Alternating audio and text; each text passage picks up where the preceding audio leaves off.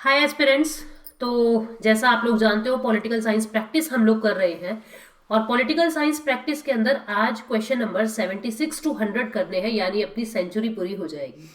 अब कल की क्लास से फिर मैं आप लोगों को कंपैरेटिव पॉलिटिक्स के और इंटरनेशनल रिलेशन की प्रैक्टिस शुरू करवा रही हूँ।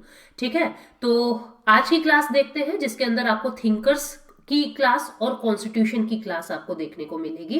तो देखते हैं आज की सवाल में किस किस तरीके के क्वेश्चंस हैं। पहले आज की क्लास के क्वेश्चंस देखते हैं। तो 76 से 100 नंबर क्वेश्चन है पॉलिटिकल साइंस वालों के। सबसे पहला क्वेश्चन आपको आज की क्लास में क्या दिख रहा है कि आदर्श शासक के कर्तव्यों का विवरण निम्नांकित में से किसमें, ये कल के क्वेश्चंस आप देख रहे हो।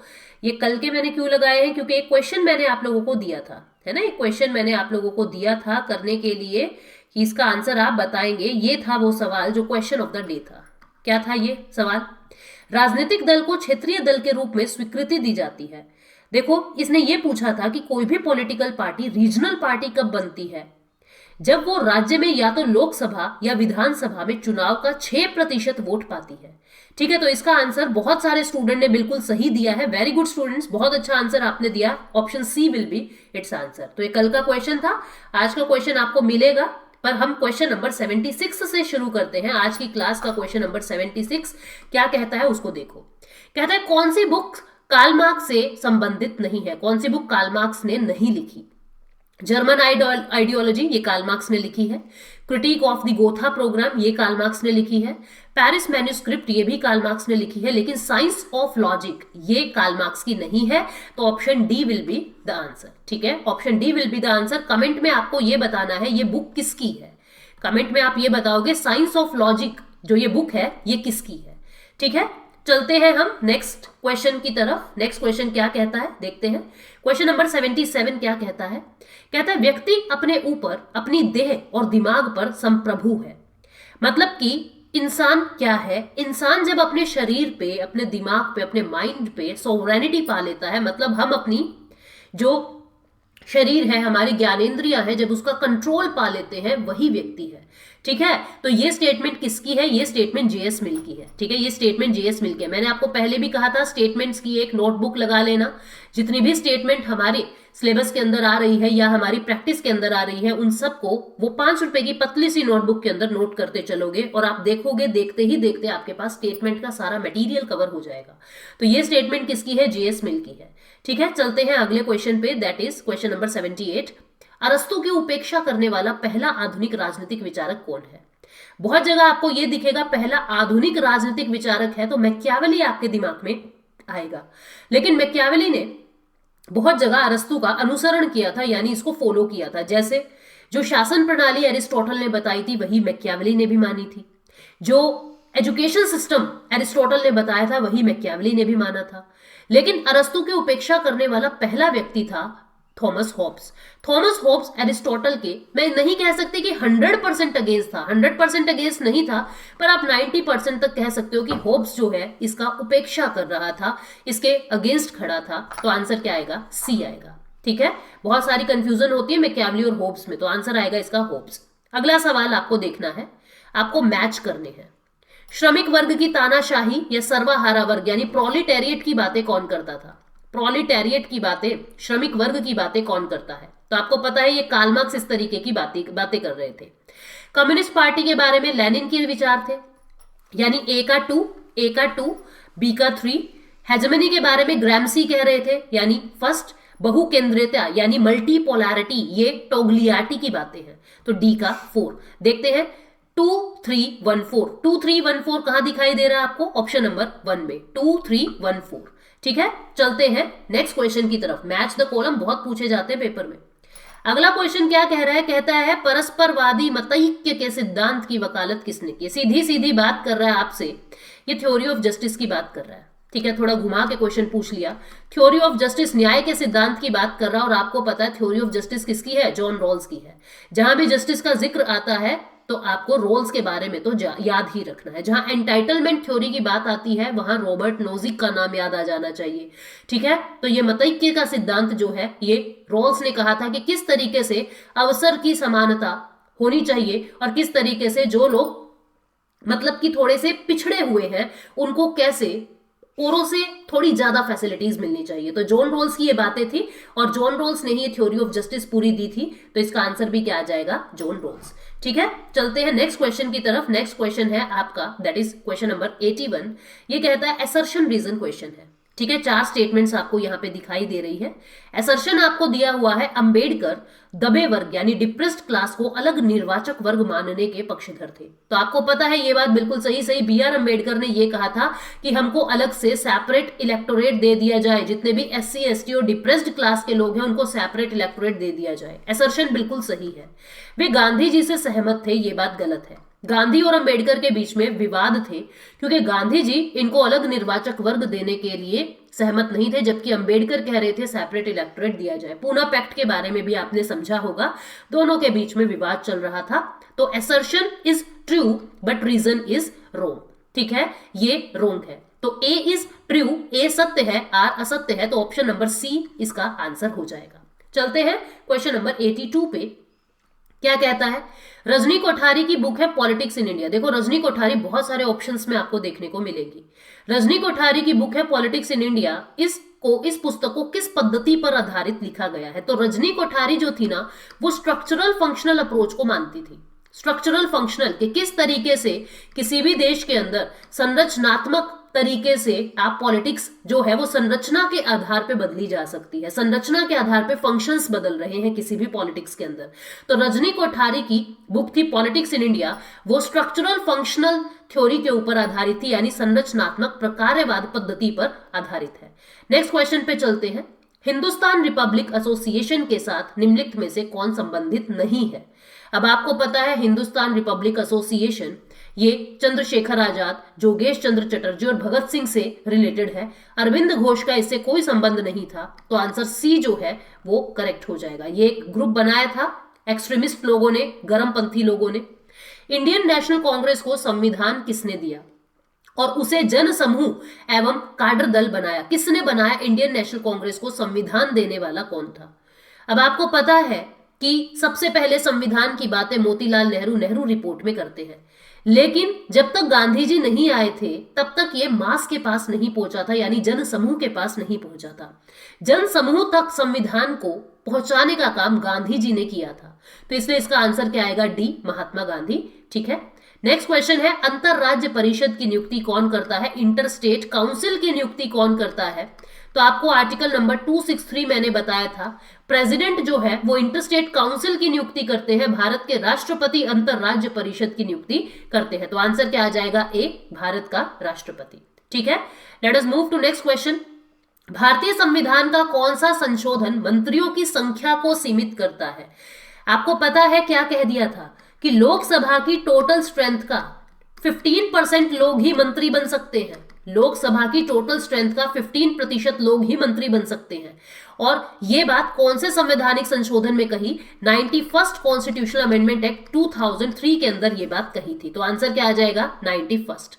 तो 73rd कॉन्स्टिट्यूशनल अमेंडमेंट एक्ट 1992 का पंचायती राज, 86th constitutional amendment act 11th fundamental duty add करता है, आर्टिकल 45 में बदलाव करता है और आर्टिकल 21A को शामिल करता है, राइट टू एजुकेशन को शामिल करता है, 86th जो 2002 में हुआ था। इसका आंसर 91st आएगा जो 2003 में हुआ है, यानी 2003 में हुआ है। ठीक है, आज थोड़ा सा मुझे पेन में प्रॉब्लम फील हो रही है, but it's okay, I will manage. चलते हैं नेक्स्ट क्वेश्चन। निम्नलिखित में से कौन सी समिति भारत में पंचायती राज से संबंधित नहीं है?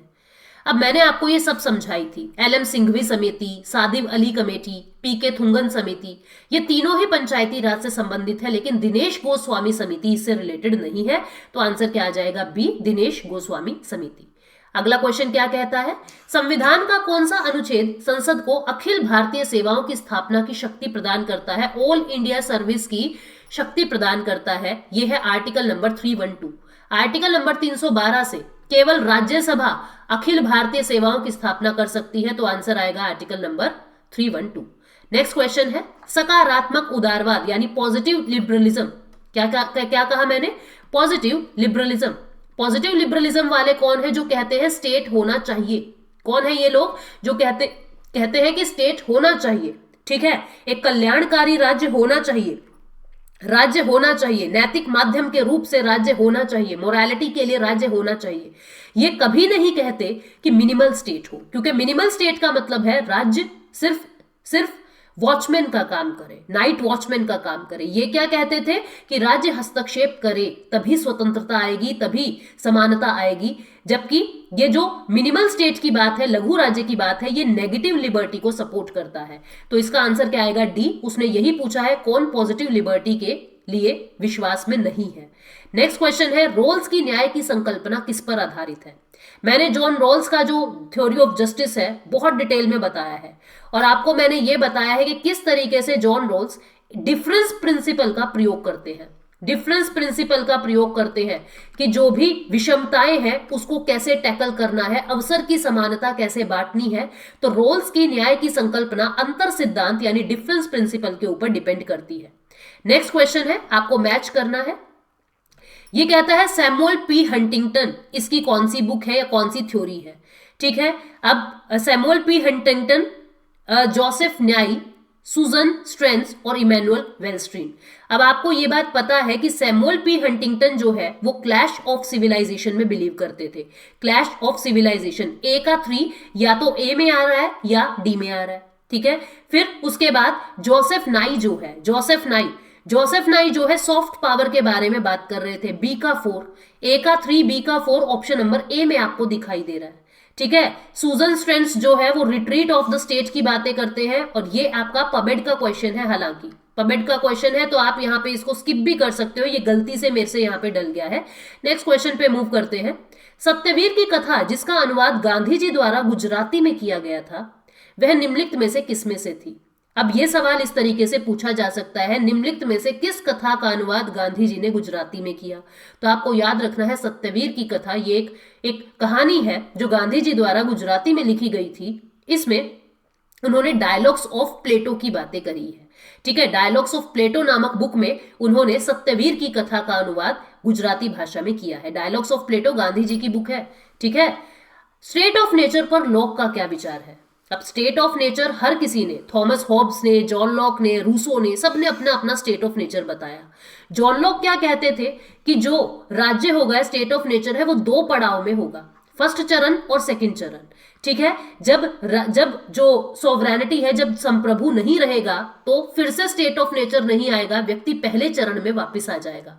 डिटेल में बताया है इनका सोशल कॉन्ट्रैक्ट। और स्टेट ऑफ नेचर इन्होंने कहा था पूर्व राजनीतिक है, मतलब पहले समाज बन जाएगा उसके बाद सरकार बनेगी। इन्होंने पूर्व राजनीतिक कहा है, प्री पॉलिटिकल कहा है स्टेट ऑफ नेचर को। नेक्स्ट क्वेश्चन पे चलते हैं। किसने प्री पॉलिटिकल, इस बात को समझना, बहुत सारे स्टूडेंट्स को समझ नहीं आता प्री पॉलिटिकल का मतलब क्या है। प्री पॉलिटिकल का मतलब है स्टूडेंट्स कि जब स्टेट ऑफ नेचर जो था वो समाज नहीं था, स्टेट ऑफ नेचर में सोसाइटी नहीं थी, समाज नहीं था। ठीक है, तो स्टेट ऑफ नेचर पर लॉक के क्या विचार है? पूर्व राजनीतिक था ये, मतलब राजनीति से पहले का जो समय होता है जहां पे कोई रूल रेगुलेशन नहीं है, कोई राजा नहीं है, किसी तरीके का, सब जगह अराजकता है, उसको ये स्टेट ऑफ नेचर कह रहा था। यानी इसके अकॉर्डिंग ये पूर्व राजनीतिक है, प्री पॉलिटिकल है। ठीक है, नेक्स्ट क्वेश्चन पे चलते हैं। नेक्स्ट क्वेश्चन कहता है, क्या कहता है? यह किसने कहा कि मानव स्वभाव सामाजिक संबंधों की समष्टि है? यानी कि सोशल कॉन्ट्रैक्ट, सब इंसान के सोशल कॉन्ट्रैक्ट्स को आप ऐड कर दीजिए, ये उसकी समष्टि है। ये बात किसने कही आपको बताना है। ये बात एम.एन. रॉय ने कही। एम.एन. रॉय जो है वो एक कम्युनिटेरियन है, वो समुदायवादी है। तो एम.एन. रॉय ही कहते हैं कि जो मानव का स्वभाव है, जैसा जैसा समाज देखता है वैसे वैसे उसका स्वभाव पनपता है। ठीक है, तो आंसर क्या आएगा? एम.एन. रॉय। नेक्स्ट क्वेश्चन पे चलते हैं। नेक्स्ट क्वेश्चन कहता है कि निम्नलिखित में से कौन सा अभिकथन सत्य है? आपको बताना है इसमें से कौन सी बात सही है। द प्रिंस किसकी बुक है? मैकियावेली की है। द प्रिंस में गणतंत्र में राजनीतिक अस्थिरता बनाए रखने के लिए मांगे उपलब्ध कराने का विचार किया गया है। द डिस्कोर्सेज में जागीरों में राजनीतिक अस्थिरता बनाए रखने के लिए अपेक्षाएं प्रतिपादित करना है। द प्रिंस राजाओं की गुणताओं से संबंधित है। बिल्कुल सही। मैकियावेली ने द प्रिंस क्यों लिखी थी?